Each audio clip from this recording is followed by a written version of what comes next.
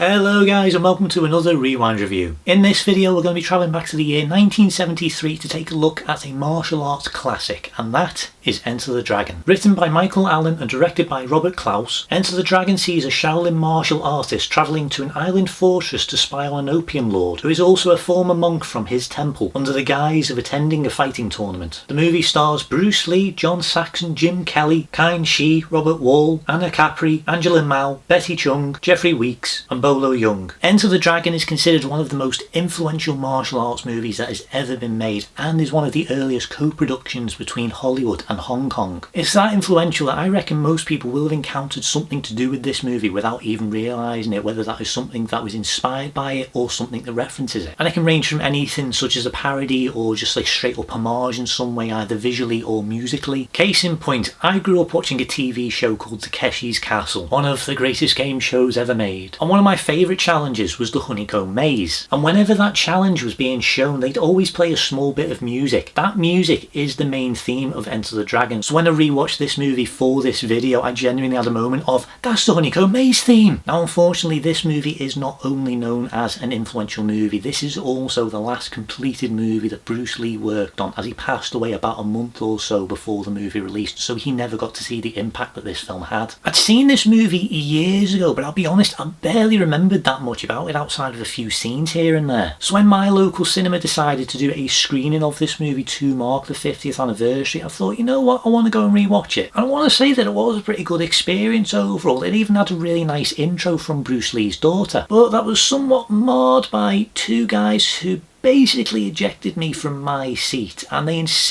absolutely insisted that I was not only in their seat but I was in the wrong row altogether. And they were just stood over me going, yeah, but the back row is M, so that means that this is J. It doesn't, mate, that means this is row K. It even says on the stairs. I don't know if you can tell, but I'm still a bit annoyed. Fun fact for you, if you ever go to a cinema, you'll actually notice that there's no such thing as a row I, because it's very easy for people to confuse it as row 1. And that was the case with my screening. So please, always double check your seats. And believe it or not, that wasn't even the worst cinema experience I've even had this month. That happened 2 days later when I went to go and see Blue Beetle, but I'll save that story for that video. Anyway, let's get back to this movie. As I said, I couldn't really remember too much about this movie, so it was really refreshing actually seeing this again with no real preconceptions of it. And while I did like it overall and I did have fun with it, I am a little bit mixed on it overall. The story for this movie plays out like a spy thriller, with Bruce Lee's character called Lee being sent undercover by the British government to expose a powerful drug lord on a remote island during a fighting tournament. But things get a bit complicated for Lee, as it turns out that this place and its inhabitants have a connection to the death of his sister, and he has to maintain control and avoid getting revenge. It is a pretty decent setup, and the two genres that they do have in this movie, the spy thriller as well as the martial arts action movie, they do weave together really well. It's not complicated to follow, and it does maintain a simplicity that makes this a bit more of a breezy watch with a quick pace. Where it can get a bit complicated is how the main characters are worked into events, with the three main characters, Lee, Roper and Williams, each getting a backstory through flashbacks that gives you an idea of who they are and why they get involved in the tournament. That said, Lee is very much the central protagonist of this movie, with his backstory getting way more attention than the others, and it actually does factor into the overall story. The other two, not so much.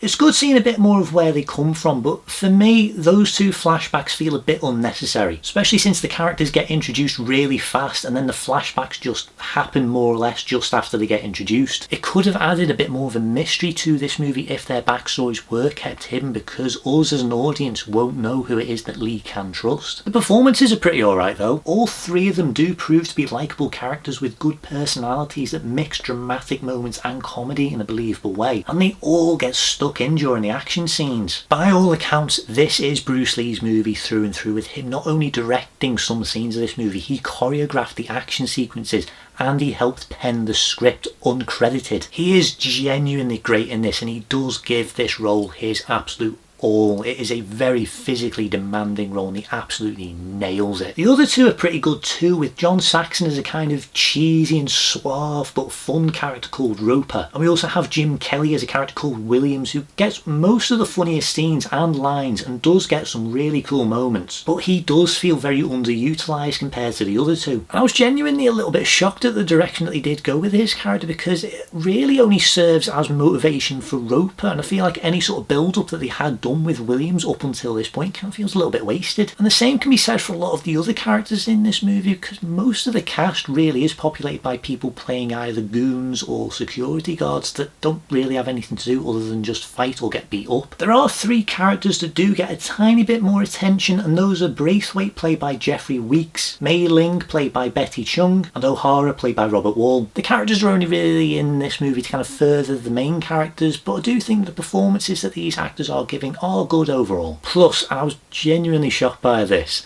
there's a chase sequence in this movie and I got a glimpse of one of the stunt performers. And when I saw who it was, I genuinely had a moment of, wait, is that who I think it is? And as soon as the movie ended, I had to look this up, and yes, this is indeed a very early uncredited appearance of Jackie Chan. That was awesome finding that out, and I did actually look into this a little bit further, and apparently there is actually one fight sequence that Jackie Chan is involved in, and Bruce Lee accidentally caught him in the face with one of his fighting sticks, and he immediately stopped, apologised, and even insisted that Jackie could work on all his movies. Now obviously that didn't happen, but that really goes to show what kind of a person Bruce Lee was, and I genuinely respect that. When it comes to a lot of the other characters that are in this movie, I do think that there is a lot of potential for the direction that a lot of them could go in, or a lot of ideas that they could have done a bit more of. Like when Han, the main antagonist, makes his appearance, he's accompanied by several women, and all of them have razor sharp earrings that they throw at apples when Han tosses them into the air. When I saw this scene for the first time, I thought that they were Han's bodyguards, and I honestly thought that this was setting up a massive scrap that was going to take place between them and either Lee or the other 2 characters. But that doesn't happen, so there is a bit of me that does wonder why that scene needed to even be in here. It just seems really strange to have a scene like that in this movie,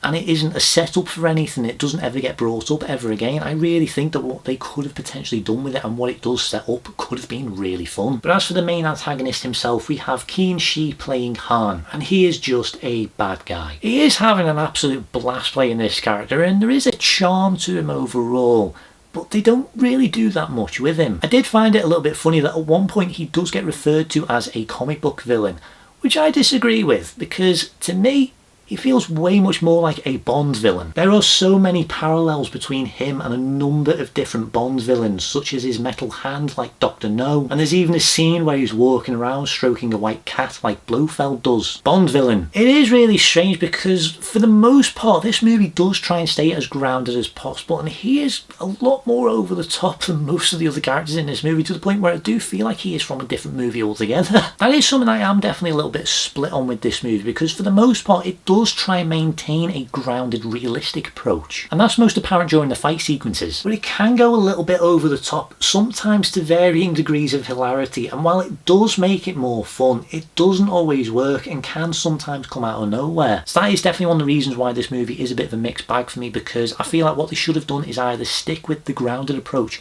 or really embrace the over-the-top elements and just go nuts. But as it is, when it comes to the fights and the martial arts sequences, I can't complain. There's some excellent stunt work and choreography that takes full advantage of each area and character's abilities. And unlike a lot of action movies where they just have action scenes just for the sake of it, this does work a lot better because the fights fit into the story a lot more naturally and manage to keep a focus on the characters rather than just pure spectacle. There is a dance-like quality to a lot of these scenes which I do like overall, but it can often make it feel a little bit staged, and despite everyone getting stuck in, which I absolutely appreciate, you can tell who has the most and least amount of martial arts experience. I don't think the camera movements help either. There's some really awkward and cheesy shots in this movie with really oddly timed zoom-ins, where you normally have someone, usually Lee, knocking down an opponent and then the camera suddenly goes, whoa! And there's strangely a load of first-person shots that genuinely feel awkward and come out of nowhere. I don't like those shots. I've also got to mention that there's a few scenes where it looks like the camera is out of focus, and since I was watching this movie in a 4K upscale, it made it a lot more prominent. But it's only in a few scenes. The rest of the movie looks great, especially the standout sequence from this, and probably the most recognisable bit from the entire film, and that is the finale where Lee takes on Han in the Hall of Mirrors. It's easily the most visually creative scene of the film and really does feel tense, with Han able to disappear and just randomly pop up whenever Lee is looking around. I also quite like how brutal this whole sequence is as well, with both characters getting properly scratched up and knocked around. And that even goes for the breakout sequence a little bit earlier on, where Lee just plows through guards using any weapon he can get his hands on. These are easily my favourite scenes from the movie, and I really did enjoy them. Equally entertaining as some of the ADR and dubbing. Look, I can't be too harsh on this, because this is a movie that was made in the 1970s. The sound recording and sound mixing equipment is definitely nowhere near on the level that we have today. And if this was shot in Chinese dialect with English dubbing, I wouldn't even mention it. But this is more or less a fully English dialect movie, and the ADR really does stick out. It is definitely noticeable in quite a few scenes in this movie, and that does go for a lot of the Foley and sound effects as well. But I do think it is fine overall, and it isn't distracting. It can be a bit funny in a few scenes though. For the soundtrack for this movie, composer Lalo Schifrin has created a really nice score for this movie that mixes different elements together. It mixes together themes that you'd normally hear in a spy movie, like a lot of the Bond movies. There's definitely a bit of a Bond influence in this film,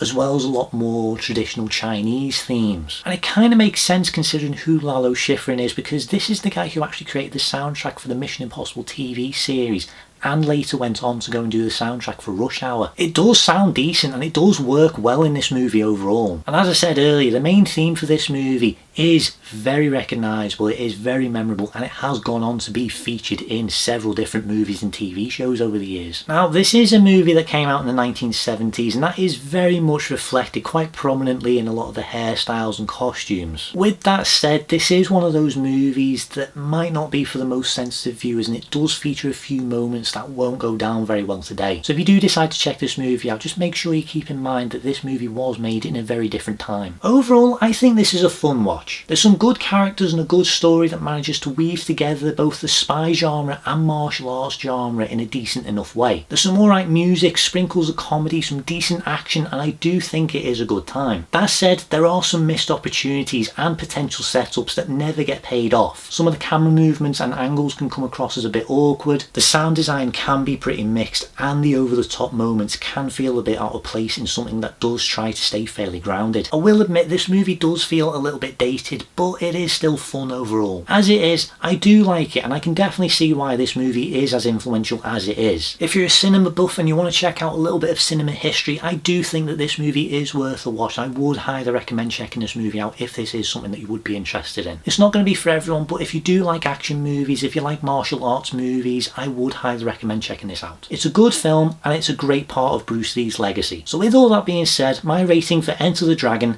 is 7 out of 10. It's not fantastic, but I can say that I did enjoy it overall. Plus it has made me want to check out a lot more Bruce Lee's movies in the future. Well, I think that is everything I want to say for this video, so if you have watched this video, thank you very much for watching. If you enjoy this content, please like, please subscribe, and hit the notification button to keep up to date on everything that is going on here. If you've seen Enter the Dragon, let me know down in the comments what you think about it. Plus, if you have any suggestions for any future Rewind reviews you would like me to do, let me know down below. Thank you once again for watching, and I'll see you next time on Rewind Reviews. See you guys.